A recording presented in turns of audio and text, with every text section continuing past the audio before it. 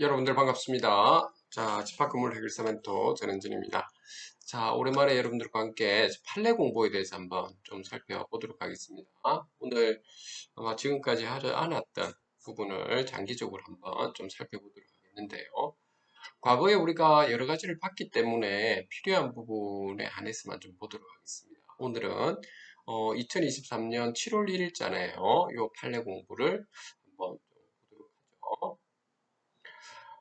먼저, 여기 보면, 이게 사용자가 다시 말해서, 여러분들 그 영리법인에서는 회사에 있는 그, 법인 대표나 그 이사배를 이야기하는 거죠. 이러한 사용자가 지역 규칙을 갖다 근로자에게 불리하게 변경하면서 좀 이 상식적으로 이렇게 하면 안 되죠. 근로자의 집단적인 의사 결정에 따른 동의를 받지 못한 경우에는 해당 지역 규칙의 작성 또는 변경에 사회적 통념상 합리성이 있다는 이유만으로는 유효성을 인정할 수 있는지 이렇게 어떻습니까, 여러분? 인정할 수가 없는 거죠. 그래서 우리가 그 근로기준법에 따라 가지고 접근해야 되는데 여기에 있는 부분을 잠깐 우리가 보고 마무리하도록 하죠. 헌법 제32조 제3항, 근로기준법 제4조, 제94조 제1항의 취지와 관계에 비춰보면 지역규칙의 불리한 변경에 대하여 근로자가 가지는 집단적 동의권은 사용자의 일방적 지역규칙의 변경 권한에 한계를 설정하고 헌법 제32조 제3항의 취지와 근로기준법 제4조가 정한 근로조건의 노사대등 결정 원칙을 실행한다. 자, 여기 보면 노사대등 결정 원칙이라는 겁니다.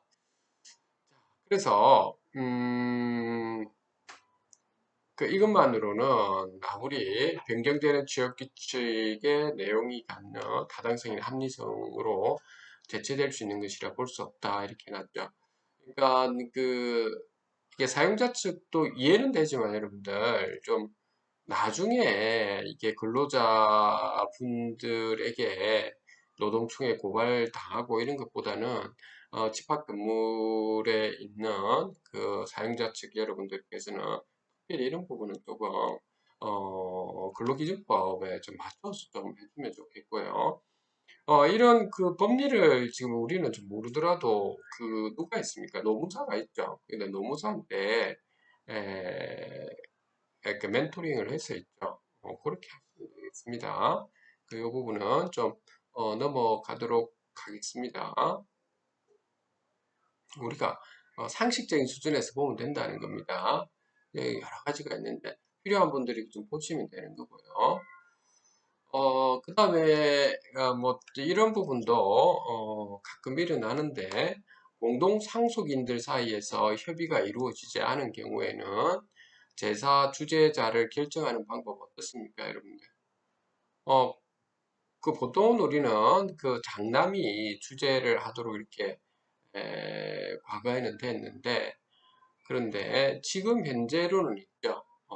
그렇다기보다는 여기 보시면 법적 안정성과 판례에 따라 가지고 여기 연장자선에서 현재 법 질서에 부합하도록 이를 조금씩 수정 변형함으로써 명확하고 합당한 기준 선정할 필요가 있다라고는 되어 있는데 우리가 상식 수준에서는 부분 어떻게 하면 되겠습니까, 여러분들? 그렇죠? 뭐 하고자 하는 그 자녀분들이 있다면 직계 비속 중에 자녀가 있다면 그분이 하시면 되죠. 그런데 하고자 하는 사람이 없을 때는 보통 우리 연장자 순으로 들어가는 것이 통상적인 일반이지 않습니까? 우리가 보면 집합 건물 같은 경우도 보면은 뭐 관리단에 있는 의장 같은 경우는 규약으로 정해져 있다든지 아니면 여러분들 집회에서 있죠. 의장을 별도로 그 선출한다든지 했을 때는 되지만 그렇지 않을 때는 연장자 순으로해서 의장을 거기서 좀 하는 거죠. 뭐 그렇게 여러분들이 좀 보시면 되겠죠. 뭐 이것도 뭐 그렇게 살펴보면 되겠고요. 그 다음 유리분 반환 청구 이 부분은 자 이게 뭐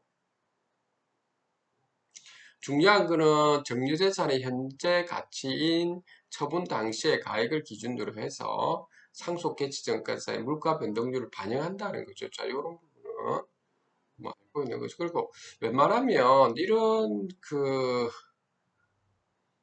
유리분 반환 청구 소송을 하기 전에 그 직계비속인 뭐 가족들 사이에는 어, 그 이런 부분을 명확하게 있죠. 가족들을 불러서 음, 그 이야기를 해야 되겠죠. 그리고 예, 법리적으로도 뭐 문제가 있는지 없는지 좀 한번 변호사한테 한번 상담을 한번 해보는 것이 아마 좋을 겁니다. 그렇게 해야지 나중에 되어가지고 부모들이 돌아가시고 나서 있죠. 괜히 자식들 간에 싸우고 하면 이게 참 이게 보기가 안 좋잖아요. 그렇죠? 뭐 이거는 예전에도 몇 번 이렇게 말씀드렸던 부분에 대해서 쭉 나와 있으니까 여러분들 필요하신 분들은 한번 살펴보시면 되겠습니다. 자, 요것도 세무부존재 확인인데 저는 뭐 이런 것보다는 우리 집합 건물 관련해 가지고는 회생 절차인데요. 좀 웬만하면 이 부분도 제가 뭐 경험상으로 지금 말씀드리겠는데, 여러분들 집합 건물의 판매 시설이라든지 생활형 숙박 시설이나, 상가라든지 이런 여러 가지 있는 곳에 분양사들이 분양을 하면서 분양이 잘 안 되니까는 본인들이 그 확정 수익금을, 뭐, 지금 분양가액에 뭐 10%를 준다, 7%를 준다, 뭐 8%를 준다 해서 이렇게 가져가는 경우가 있죠. 그리고 이제 그 분양사가 입점업체들을 데리고 와서 입점을 시키고 이런 경우거든요. 자, 그랬을 때,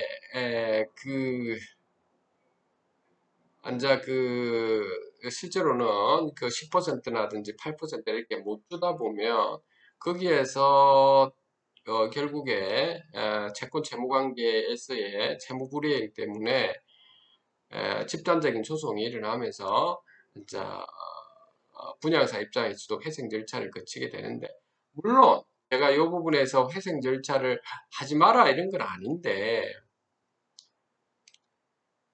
웬만하면 있죠. 우선은 그 분양사랑 충분히 협의를 좀 해보십시오. 분양사가 상당히 그 사업적인 측면에서 주려고는 하는데, 정말 이게 딱한 상황이라고 한다면, 어쩔 수 없이 여러분들이 받는 금액보다 좀 줄여서 받으면서 함께 있죠. 여러분들하고 같이 공동으로 임대를 좀 해본다든지 사업을 해보겠다는 이런 마인드를 가지고 접근해야지. 요 여러분들이 소유자 여러분들의 한 가지 문제점은 뭐냐면 다 그렇다는 건 아닙니다. 요 소유자 여러분들이 있으면 요 분양사들에게 분양사들이 소유자분들한테 매매를 했기 때문에 모든 책임은 분양사 책임이다 라고 하면 안 되는 거죠. 여러분들도 수익금을 좀 가져가려고 이해타산적으로 여겨보니까 투자 가치가 있어 보이니까 여러분들이 소유자분들이 매수를 한 거지 않습니까? 그렇다면 분양사가 어려운 상황이 발생했을 때 처음에 이게 여러분들이 둘 다가 이제 이게 소유권 등기가 된 상황에서는 둘 다가 뭡니까? 하나의 그 사업 공동체라고 여러분들 보시면 됩니다. 그 건물이 잘 되기 위해서는 같이 함께 서로 좀 토론을 해보고, 서로 의논도 나누면서 그 발전할 수 있는 방향을 갖다가 서로 협의를 해야 된다는 겁니다. 사업적인 방법으로. 근데 무조건 소유자분들 중에서는 너가 돈을 안 주기 때문에 도둑놈이다. 얘가 막 그냥 소송을 막 하고 이러다 보면 분양사들도 나름대로는 PF 자금 잡아 당겨가지고 자기 나름대로는 좀 하려고 노력하다가 뭐 안 되니까 결국에 이렇게 회생 절차를 거칠 수밖에 없는 이런 상황이 벌어지거든요. 그러면 소유자 여러분들한테도 도움이 안 되지 않습니까? 여기 분양사들도 뭐 법인이기 때문에 뭐 안 되면 이렇게 해서 뭐 파산해버리면 그만이고 그러면 제2의 시행사가 뭐 물건을 들고 오는 거고 그 앞에 여러분들 뭐 여러분들 사이에 계약했던 거하고는 관련이 없겠죠. 별도의 계약을 해서 앉아 하기 때문에 그러면 여러분들만 좀 손해볼 수도 있고 그러니까 제가 이런 말씀을 지금 드리는 이유가 뭐냐면, 근데 실제 매매를 내가 소유를 하신 분들도 투자자 입장이다라고 생각하신다면, 어떻게 하면은, 사업적으로 그 수익을 낼 수 있을까라고 하는 부분에서, 그러면 분양사들과 함께 연대해가지고 있죠. 여러분들이 어떤 사업적인 소원을 가져간다는 그 입점을 시키는 부분도 함께 좀 의논도 해보고, 좀 건설적으로 여러분들이 이렇게 나가야지, 무조건 뭐 이 사람들은 도둑놈이다, 이렇게 해서는 안 된다는 거예요. 진짜 도둑놈들도 있어요. 제가 이제 가끔 보면 이게 먹튀하는 경우가 있죠. 먹튀하는 경우, 먹튀가 뭔지 아시죠? 그죠? 그러니까 엉망으로 하고 소유자한테 모든 것을 다 떠넘기고 이런 걸 먹튀하는 경우가 있는데 이런 경우 아닌 것도 많거든요. 그러니까 이런 경우를 제외하고 말하는 겁니다. 좀 서로 협력하고 있죠. 그리고 하자보수 부분에 대해서는 서로 협의해서 그거는 이제 뭐 보증증권이 들어가 있으면 보증증권으로 하자보수는 같이 해야 된다라고 말씀하시고 그게 안 되고 있으면 음, 그거는 좀 진행할 수 있도록 협의를 좀 나누고 이렇게 하면 되잖아요. 하면 돼요. 그러니까 제발 제가 말씀드리고 싶은 부분은 이렇게 회생 절차나 파산까지 가는 이런 상황은 크게 많은 도움이 안 되기 때문에 너무 극단적으로 소유자분들도 이렇게 임해주는 거는 좀 문제가 있다는 겁니다. 꼭 이 부분은 좀 당부를 좀 드리는 겁니다. 그래서 여러분들 요거는 보험과 관련된 게지만 어쨌든 이런 부분이 좀 전국 각지 집합 건물이 많다 보니까 여러분들이 요즘은 좀 꼭 고려해 주시고 회생 계획과 관련돼 가지고도 있고 뭐 계획했다가 뭐 나중에 취소할 수도 있고 이랬죠. 여러분들 읽어보시면 되겠고요. 국세징수법 뭐 국민건강보험 뭐 이런 부분도 있는데 그래요. 어, 충분히 이것도 이해가 되는 부분이긴 한데 여러분들이 조금 염려해 두셔야 될 부분이 이제 나이가 드신 분들 중에서는 이제 이게 부동산을 이렇게 소유를 좀 많이 하다 보면 이런 뭐 한 개, 두 개, 세 개, 뭐 아니면 네 개, 뭐 이렇게 소유하시다 보면 여기에서 임대 수익이 좀 많이 나오지 않습니까? 그렇다 보니까 이제 부동산 임대업을 이렇게 신고를 보통 많이 하시잖아요. 그죠? 그런데 이제 이런 데서 수익금이 들어오고 이러다 보면 그 뻔히 이게 그 소득이 얼마만큼이라는 걸 다 알게 되잖아요. 그렇죠? 그 소득이 좀 많다 보면 당연히 어떤 문제가 발생하죠. 여기는 국민건강보험 있죠. 보험료가 지금 많이 올라가는 거죠. 그렇죠? 그러다 보니까 보험료가 많이 올라가다 보니까 어떤 방법을 좀 강구하는데 이제 나이 드신 분들이 뭐 병원이라든지 의원이라든지 이런데 아니면 어느 다른 어떤 그 영리법인에다가 그 취업되어 있는 사람으로 이렇게 간다는 거죠. 그렇게 되면 보험료가 많이 줄어들 거니까 이렇게 하는 경우도 있는데 물론 뭐 각자가 뭐 그렇게 할 수밖에 없는 상황이라고까지는 알겠는데 되도록이면 자 이런 부분도 있죠. 여러분들이 그냥 어, 법만큼 있죠. 소득세를 내는 것이 맞다고 저는 봅니다. 게다가 국민건강보험료도 마찬가지로 보는데 이것도 이것이 절세는 아니잖아요. 이거는 진짜 이거는 문제가 생기죠. 탈세잖아요. 그렇죠. 그러니까 그런 부분은 여러분들이 좀 감안을 잘 하셔야 됩니다. 나중에 이거 문제 생겼을 때는 여러분들이 또 책임을 또 져야 되는 부분이 있기 때문에 예. 그러니까 둘 다 책임을 져야 될 부분이 있기 때문에 이런 부분은 좀 웬만하면 그런데 좀 이런 부분을 좀 안 해주는 게 좋죠. 요즘 저는 뭐 어떻게 말씀드릴 수가 없지만 어쨌든 자 그렇게 돼 있고요. 요것도 뭐 처분 문서 이렇게 하는데 뭐 요 부분도 여러분들이 한번 읽어보시면 되는데 그 중요한 거는 여기서 있다시피 부동산을 담보로 한다든지 뭐 이런 것들 그리고 부동산과 관련되어 가지고는 있죠. 우리가 지금 봐야 될 것이 그 예전에도 제가 말씀드렸다시피 부동산하고 우리가 동산이 있잖아요. 그렇죠? 근데 부동산 같은 경우는 대부분의 우리가 매매를 할 때 금액이 어떻습니까? 굉장히 크죠. 굉장히 크죠. 동산에 비해서 뭐 동산 중에 대표적으로 뭐 주식이라든지 뭐 이런 것도 비트코인 이런 건 금액이 상당히 작잖아요. 그렇죠? 어? 그래서 뭐 동산 같은 게 접근하기는 굉장히 쉽죠. 접근하는 만큼 또 위험률도 크죠. 그렇죠? 근데 부동산이 금액이 크기 때문에 계약을 철두철미하게 해야 되죠. 이것 자칫 잘못하면 금액이 큰 게 이게 모두 사기꾼한테 날아갈 수가 있는 부분이기 때문에 이런 거는 뭐 별 문제가 문제가 없는 건 아니지만 예. 뭐 때이면 뭐 어쩔 수 없다고 뭐 그렇다 하지만 특히 이게 부동산 관련돼 가지고는 있죠 여러분들 계약서는 정말 잘 적어야 됩니다. 꼭 그리고 이게 부동산 매매 임대차 뭐 여러분들이 있는 생활형 숙박시설에 있는 어? 위탁계약서 이런 것들 말하는 겁니다. 이거는 기본적으로 꼼꼼하게 잘 적어야 돼요. 그 대표적으로 여러분들 운영계약서에서 예를 들어서 제가 재소준화의 조수를 좀 해라고 했지만 만약에 재소준화의 조수가 못 해준다라고 했을 때 재소준화의 조수를 뭐 안 해줄 수도 있죠. 상대편에서. 그러면 적어도 이렇게 해야 돼요.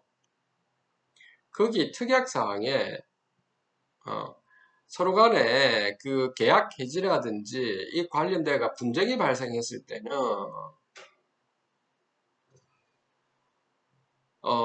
그 명도소송이라든지 이런 것보다는 이제 재소준 화해 도수를 통해서 어, 화해를 하도록 해야 하며 뭐 이런 식으로 그리고 그 각자 비용 부담하도록 한다고 해서 조금 더 제가 상세하게 적을 수 있는 부분을 여기 생략해 놨지만 좀 그런 부분은 얼마든지 그건 가능하거든. 그러니까 그런 부분도 여러분들이 좀 아셨으면 하는 겁니다. 넘어갈게요. 이게 좀 비슷하죠? 회생 관련된 부분도 또 나오네요. 제조물 결합 관련된 뭐 제조물의 책임 뭐 우리 집합 건물에서는 제조물의 결합 이것보다는 음, 이 건물에 여러분들 이렇게 지금 보시면은 그 특히 요즘에 바닷가 근처에 있는 집합 건물들이 많죠. 뭐 서울부터 해서 속초, 제주도, 뭐 여수 이런 데 다 보면 다 그런데 바닷가 근처에 있는 것들은 좀 어떻습니까? 즉 이게 사시 부분이 전부 다 이게 뭘로 돼 유리로 돼 있죠. 유리 사시로 돼 있죠. 유리로 어? 열고 닫고 하는 유리 사시가 돼 있는데 그 해풍이 갑자기 많이 분다든지 외부에서 해풍이 많이 불으면 갑자기 아까 강한 해풍이 분다든지 태풍이 좀 분다든지 뭐 이런 부분이 발생하다 보면 그 실내하고 실내 사이 압력차가 갑자기 많이 생기면서 사시가 이렇게 고장이 날 수가 있습니다. 이런 경우는 누구 책임이 전유 부분의 책임이 아니고 공용 부분에 이게 책임에 해당하기 때문에 관리사무소에 가가지고 있죠. 요게 우리가 건물보험료가 들어가는 데 있거든요. 그래서 요거 잘 찍어가지고 건물보험료로 청구를 하시면 돼요. 아시겠습니까? 이런 부분도 좀 자주 발생하는 것 같고 또 어떤 경우는 그 유리 쪽에 있는 그 외벽에서부터 이게 보면 이 안쪽이 고 실내라고 한다면 이 실외라고 해볼게요. 이게 비가 쭉쭉쭉 내리다가 특히 비 그냥 내리는 게 아니라 바람도 불고 이러잖아요. 지금 해풍 때문에. 그 해풍에 의해서 실외에서부터 물이 앉아 이렇게 스며 들어가 내부로 사시 쪽으로 들어와서 물이 뚝뚝뚝 떨어진다든지 이런 경우가 있어요. 그럼 요거는 전유 부분 책임이 아니고 누구 무슨 공용 부분의 책임이기 때문에 반드시 관리사무소에 이야기해서 고쳐달라고 해야 되고, 그럼 관리사무소에서는 이걸 다 알고 있는 걸 겁니다. 예, 관리소장은 이런 부분을 봐서 있죠. 반드시 고치고 이렇게 해나가야 되죠. 음, 고쳐나가야 되는 거죠. 그렇죠? 그리고 이게 내부에 있는 것부터 먼저 고치고 외부에서 타고 온 것이기 때문에, 그리고 이제 그 외부 유리벽이나 이런 쪽에 좀 정말 이렇게 좀 문제가 많다면, 실리콘 때문에 문제든 뭐 아니면 유리벽 자체에 그 문제가 있다면 먼저 검토를 해서 충분히 검토해서 외주를 타고 내려와서 이것을 수리를 해야 될지 이런 것들 한꺼번에 하면 좀 효율적으로 좋잖아요. 그렇죠? 그런 것도 한번 나중에 살펴보면 되겠죠. 실무적인 부분을 제가 이렇게 계속 말씀드리고 있습니다. 지역주택조합 뭐 이거 나오는데 이게 참 문제가 좀 많죠. 그렇죠. 그래서 이런 부분도 여러분들이 추진위원회가, 저는 뭐 이게 추진위원회든 아니면 그 어떤 다른 것이든 있죠. 일단 위원회 같은 경우 있죠. 우리 그 관리위원회든 어떤 위원회는 굉장히 좀 중요하죠. 어떻게 보면은 국회 역할을 하기 때문에, 어떻게 보면 이게 소유자분들의 어떤 대리인으로서의 대의기관이잖아요. 그 대의기관 역할을 하기 때문에 굉장히 좀 중요한 거죠. 그러면 이분들이 정확하게 공정성을 바탕으로 해가지고 잘 알고 소유자 입점주분들을 위해서 어떻게 하면 도움을 줄 수 있을까에 초점을 둬야 되는데, 그렇게 해야 되는 거죠. 그렇게 하는 것들도 많이 있는데 또 그렇지 않은 것들도 있어요. 이게 본인들이 특권의식을 가지면서 본인이 마음대로 행사한다든지 이런 거는 상당히 문제가 있다는 거죠. 그러니까 이런 부분은 여러분들이 좀 정말 조심해야 되고요. 지역주택조합 같은 경우 특히 이걸 추진위원회가 제대로 알고 요거를 추진해야 되는데, 여기 지역주택조합은 참 문제가 뭐냐면 추진위원회가 잘 모르고 실제 대행사가 이게 꼭두각시를 추진위원회에 있는 사람들을 세워가지고 모든 것을 돈 다 빼먹고 이런 경우가 좀 많죠. 그래서 지금 뭐 전국 각지에 좀 문제점으로 많이 생기고 있는 거죠. 공무원연금법 뭐 이거 넘어갈게요. 조세, 법인세법 관련된 것도 나오고요. 상속세 뭐 이런 부분도 뭐 나오는데, 정리세법 이런 것들도 넘어갑시다. 특허법, 형사법 관련돼 가지고도 뭐 사회상규가 뭔지, 뭐 이런 것들. 그러니까 이게 형사법은 그 대부분의 이게 보면 전체적인 어떤 사건 상황을 좀 살펴보고 있죠. 한다는 거죠. 그러니까 그 어떤 그 문구를 딱 가지고 그 여기에 위반했기 때문에 당신은 뭐 문제 있다 이런 게 아니고, 전반적인 어떤 전체적인 상황을 다 보고 한다는 겁니다. 그 점을 여러분들이 좀 잘 보시고 하면 되겠어요. 이게 왜냐하면 형법은 지금 그 형사법은 이게 죄와 벌이잖아요. 그렇죠? 민사하고 다르니까요. 자, 오늘 그래서 여기까지 일단 7월 1일자 판례 공부 보도록